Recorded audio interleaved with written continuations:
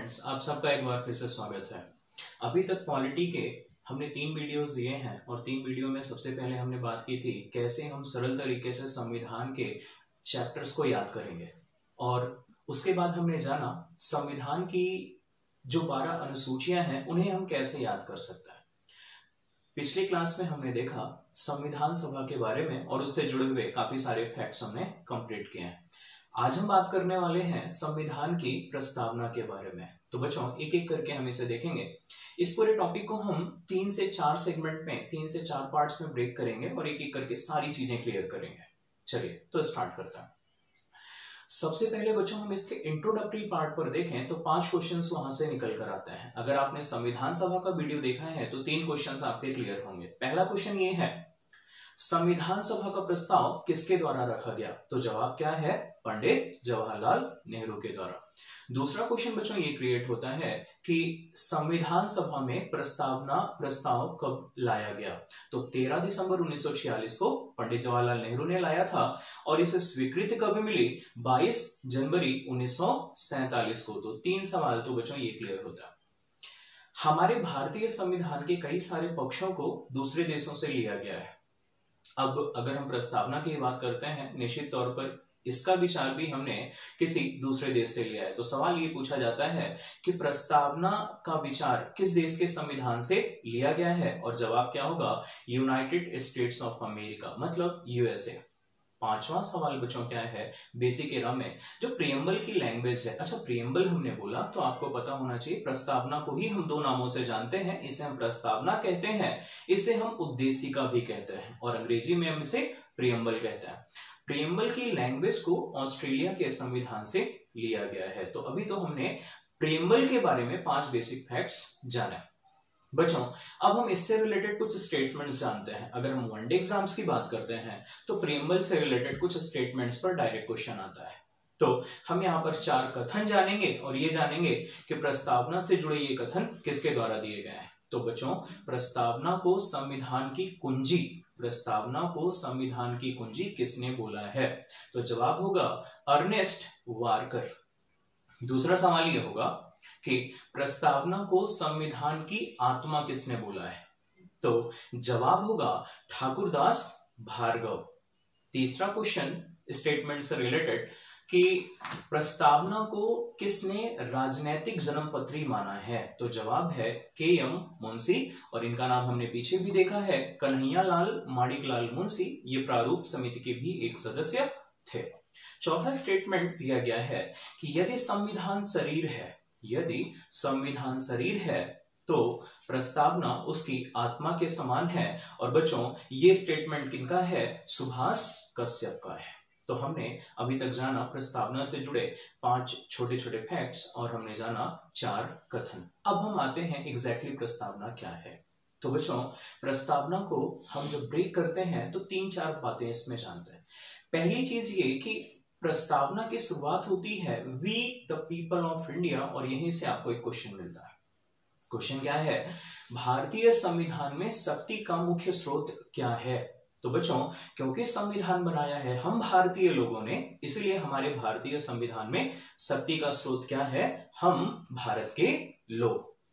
आगे अगर हम बढ़ते हैं इसको हम 2 सेगमेंट में ब्रेक कर सकते हैं। पहला ये संविधान की प्रस्तावना के पिलर्स। तो अगर हम पिलर्स को देखें तो 5 पिलर्स हैं और बच्चों कई एग्जाम्स में इनका क्रम भी आपसे पूछा गया है। तो आपको ध्यान रखना है 5 का क्रम और इनकी मीनिंग क्या है। पहला है भारत एक सोवरिन कंट्री है, मतलब संपूर्ण प्रभुत्व संपन्न। अब इसका मतलब क्या है? इसका मतलब ये है कि भारत जो है अपने निर्णय के लिए स्वतंत्र है, इस पर किसी आंतरिक या बाह्य शक्ति का कोई भी दबाव नहीं है। तो भारत एक संपूर्ण प्रभुत्व संपन्न राष्ट्र है, पहला पिलर। दूसरी पहचान हमारी क्या है? India is a secular country.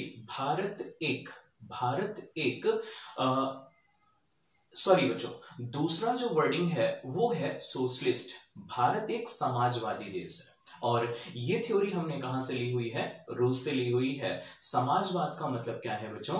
कि भारत में जितने भी रिसोर्सेस हैं उस पे निजी और सार्वजनिक दोनों ही नियंत्रण स्थापित हैं और दोनों का ही समन्वय के साथ यहाँ पर सरकार के नियंत्रण और नीतियां संचालित होती हैं।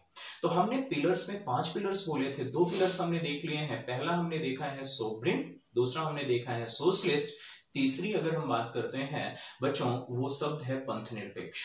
तो आपको ये पता होना चाहिए हमारे संविधान में धर्मनिरपेक्ष शब्द कहीं नहीं लिखा है, बल्कि लिखा क्या है? पंथ निरपेक्ष।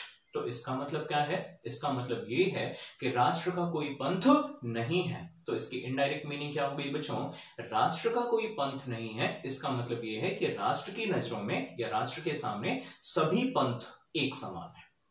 चौथा पिलर है भारत एक लोकतंत्रात्मक देश है और पांचवा है भारत एक गणराज्य है। और ये क्रम से लिखा हुआ है और इनका क्रम आपको ध्यान रखना है। पहला है संपूर्ण प्रभुत्व संपन्न, दूसरा है समाजवादी, तीसरा है पंथ निरपेक्ष, चौथा है लोकतंत्रात्मक और पांचवा है गणराज्य।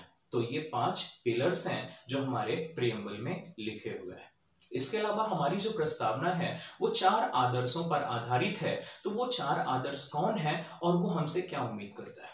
वो प्रत्येक भारतवासी से या भारत के प्रत्येक नागरिक से कुछ उम्मीदें करते हैं। क्या उम्मीदें हैं? पहला आदर्श, हमारा प्रियम्बल कहता है कि भारत में जस्टिस होना चाहिए, न्याय होना चाहिए। अब न्याय किन आधारों पर होना चाहिए? प्रियम्बल में 3 आधार दिए हैं जिन आधारों पर न्याय की बात की गई है। सामाजिक न्याय की बात की गई है, आर्थिक न्याय की बात की गई है और राजनैतिक न्याय की बात की गई। दूसरा आदर्श जो प्रस्तावना में उल्लेखित है वो है स्वतंत्रता। स्वतंत्रता किस प्रकार की? विचार की स्वतंत्रता, अभिव्यक्ति की स्वतंत्रता, विश्वास की स्वतंत्रता, धर्म की स्वतंत्रता और उपासना की स्वतंत्रता। ये 5 स्वतंत्रताएं प्रस्तावना में प्रत्येक भारतीय नागरिक से अपेक्षित है। और अगला है समानता। तो समानता किन आधारों पर?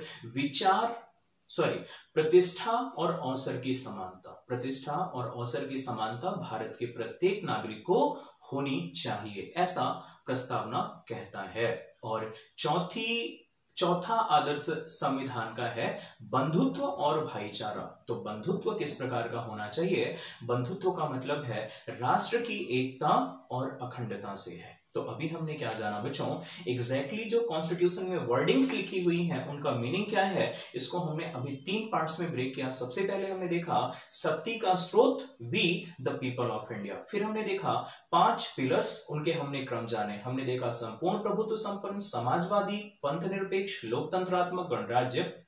हमने संविधान की प्रस्तावना के 4 आदर्शों की बात की। सबसे पहले हमने बात की न्याय की, न्याय के बाद हमने देखा स्वतंत्रता, स्वतंत्रता के बाद हमने देखा समानता, समानता के बाद हमने देखा बंधुत्व। अब आगे बढ़ते हैं।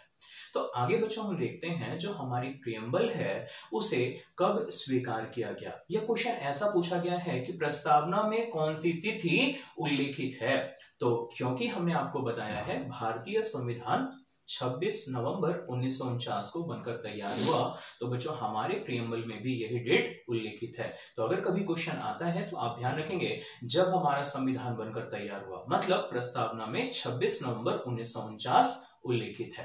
अब भारत में पहले विक्रम संवत के हिसाब से सारी चीजें चलती थी, यही कारण है। और विक्रम संवत की शुरुआत कब से होती है बच्चों? 57 BC से होती है। मतलब जो हमारा मॉडर्न कैलेंडर है उसके 57 साल पहले से। तो 1949 में 1949 में अगर आप 57 ऐड कर देंगे तो बच्चों आपको मिल जाएगा 2006। मतलब जब हमारा प्रियम्बल एक्सेप्ट किया गया था तो विक्रम संवत के हिसाब से कौन सा वर्ष था? 2006।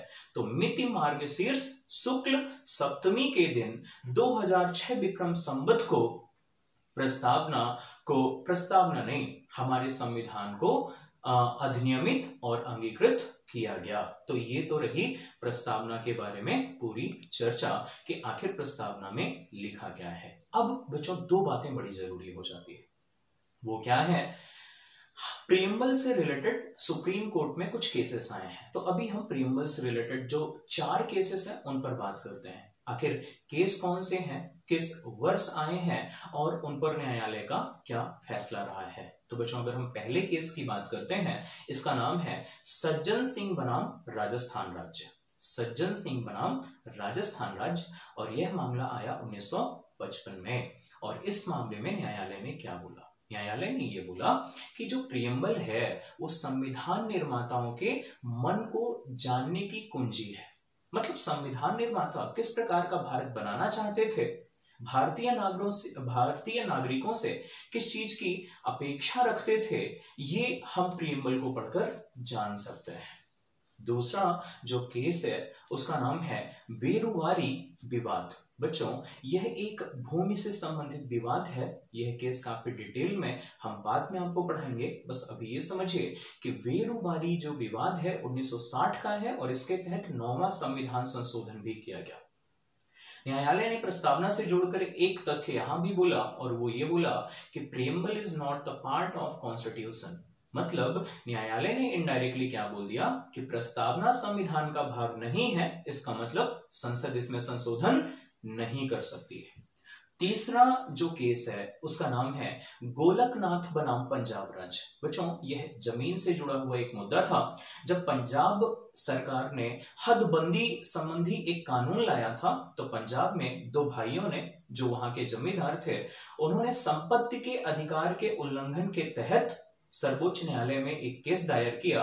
और यह केस भारतीय इतिहास का हिस्ट्री चेंजिंग केस बन गया, क्योंकि कहीं ना कहीं इसी केस के द्वारा इंदिरा गांधी और सर्वोच्च न्यायालय के बीच की जंग शुरू हो जाती है। खैर उस पर हम बाद में कभी चर्चा करेंगे। अभी बस आप इतना जानिए, गोलकनाथ बनाम पंजाब राज्य विवाद जो कि 1967 का है, इसमें सर्वोच्च न्यायालय ने यह बोला कि प्रियम्बल संविधान निर्माताओं के मन की कुंजी है।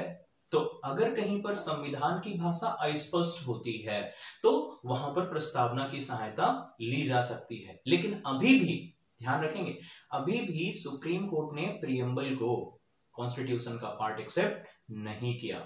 चौथा केस जो सबसे जरूरी हो जाता है, जो कहीं ना कहीं भारतीय लोकतंत्र का रक्षक भी माना जाता है, और इस केस को कहते हैं केशवानंद भारती बनाम केरल राज्यवाद, जो कि 1973 में आया। और इस केस में न्यायालय ने एक बड़ा सूझबूझ भरा फैसला दिया। न्यायालय ने यह बोला preamble is part of the constitution. मतलब इस बार सुप्रीम कोर्ट ने एक्सेप्ट कर लिया कि प्रियम्बल कॉन्स्टिट्यूशन का पार्ट है और the parliament can amend any part of the constitution. 2 बातें बोल दी। पहली चीज तो ये बोला कि जो प्रस्तावना है संविधान का भाग है, और खुले शब्दों में ये बोल दिया कि संसद संविधान के किसी भी भाग में संशोधन कर सकती है। But if ever basic structure of the constitution will be disturbed, then Supreme Court can interfere। इसका मतलब क्या था? यानी अगर कभी भी, ध्यान रखेंगे, अगर कभी भी संसद संविधान के आधारभूत ढांचे को प्रभावित करेगी किसी भी नियम के माध्यम से, तो वहां सर्वोच्च न्यायालय हस्तक्षेप कर सकती है। तो आप ध्यान रखेंगे 4 मामले। पहला हमने सज्जन सिंह बनाम राजस्थान राज्य देखा 1955। दूसरा हमने देखा वेरुवादी नहीं बच्चों, वेरुवारी विवाद 1960। तीसरा हमने देखा गोलकनाथ बनाम पंजाब राज्य 1967। और अंततः भाग किसमें माना गया? केशवानंद भारती बनाम केरल राज्य 1973। मतलब 1973 में पार्लियामेंट को फ्री हिट मिल गई कि वो प्रियम्बल में अमेंडमेंट कर सकता है। तो अब हम ये देखते हैं क्या कभी प्रियम्बल में अमेंडमेंट हुआ है? तो जवाब है बच्चों हाँ हुआ है।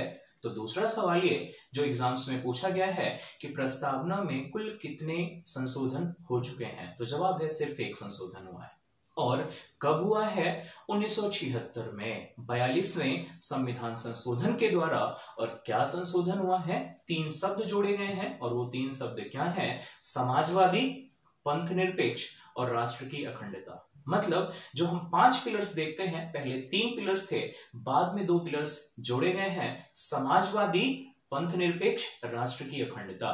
तो अगर कभी आपसे सवाल पूछा जाता है कि प्रस्तावना में पंथ निरपेक्ष शब्द किस संविधान संशोधन के द्वारा जोड़ा गया, 42वां, तो बच्चों इस प्रकार से प्रस्तावना की चर्चा पूरी होती है। अगले लेक्चर में मुलाकात होगी आपकी संविधान के भाग 1 और भाग 2 के साथ। धन्यवाद।